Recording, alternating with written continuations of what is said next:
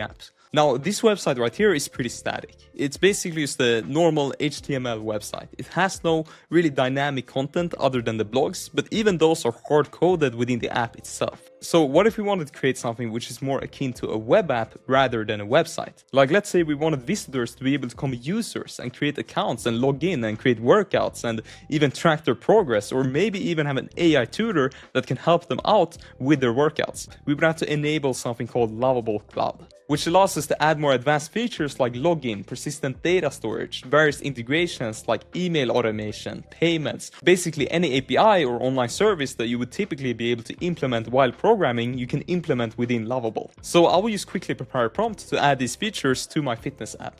Okay, here's my prompt. It's pretty long, but I will go through it quickly. So, main app visible only after logging in. Enable Lovable Cloud for login, data storage, and server-side logic. Add user authentication, sign up, login, logout, store all data per user. After logging in, users should be taken to the main app dashboard, and the public FitCore pages should be hidden. The main app should feel like a separate private environment. Main app features. Create a structured exercise library with categories, strength, cardio, flexibility. Each exercise must include the name, image, description, category, muscle tag, difficulty, equipment, other useful attributes. Then we have port number 2, workout creation, port 3, weekly workout schedule. Then we have port 4, progress tracking. And then we have port 5, workouts, nutrition, fitness guidance.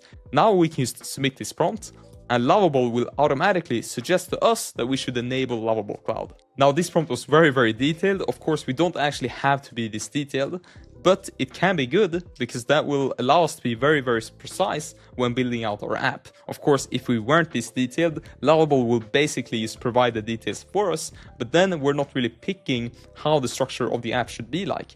And in this case, I want to be very precise. Now we can see I have this set to auto approve, but typically you would have to press on allow when you get one of these pop-ups. And this pop-up is the Enable Lovable Cloud pop-up, which basically outlines all of the features that Lovable Cloud allows us to do. So we have built-in backend, data storage, authentication, backend logic, all ready to use. And then you also have the ability to add an LLM or an AI within your app that you're building. And in our case, we want this little workout tutor, basically. So we're going to have to use this feature as well. And then we can see that Lovable has asked us a question here back in the chat. So I'm just going to reply to this. We can also skip it. So it's basically telling us which of these main app features would you like to build first after authentication. So we could use select exercise library, and then we can go to the next question. What we can also do is that we can say something ourselves. Of course, we want to build out all of these things actually. And please add all of them at once. And then I'm going to go to next. How should users access the main app after logging in? So we can see replace the home page. So I think we should use this option /app. So I'm just going to select that. And then I'm going to press on submit. Now we can see that Lovable has written a bit of code here in the chat. And we can see that this is a modified database kind of window, which means that it's basically modifying the database. And here we can just press allow. And it's basically creating schemas or templates for the database. So we can read some parts of this. So we can see here creating profile table, which is basically a template for how data is stored for each user.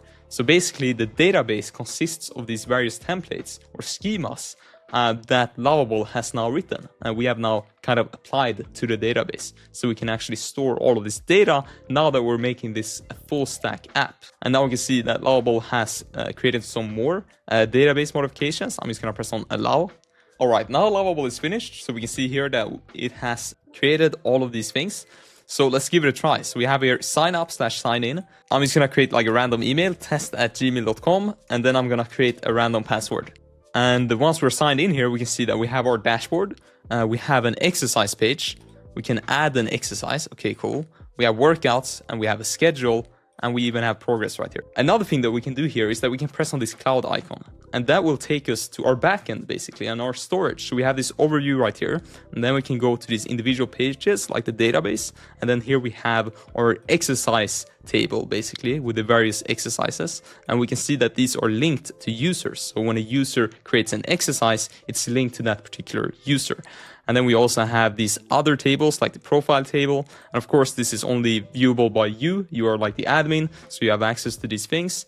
And then you can also go down to users, and we can see how many users we have. Here we have our test account. We can also go to storage. Right now we don't have any storage, but basically storage would be, images, videos, even maybe PDFs that you can save inside a Lovable Cloud, which allows you to make it such that each user have their own profile picture, for instance. So basically you can allow for dynamic images and videos, etc. Then here we have something called edge functions, which is basically pieces of code which are ran on the backend or on the cloud. And right now we don't have any edge functions, so basically all of the code and scripts are ran on the front end. But we do, of course, still have some database logic and use